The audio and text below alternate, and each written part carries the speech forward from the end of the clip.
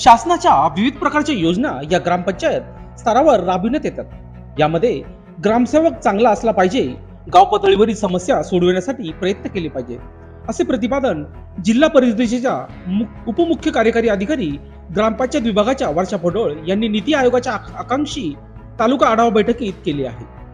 आढावा बैठकी प्रसंगी गट विकास अधिकारी महेश पोद्दार यांनी सांगितले, नीती आयोगाने भारतातील 500 तालुके निवडलेले आहेत। यापैकी महाराष्ट्रात 27 तालुके आहेत। नाशिक जिल्ह्यातून एकमेव सुरगाणा तालुक्याची निवड झाली आहे। याकरिता चिंतन शिबिर घेण्यात आले होते। वेळोवेळी बैठका देखील आयोजित केल्या जातात। प्रत्येक कामावर बारकाईने लक्ष ठेवले जाते।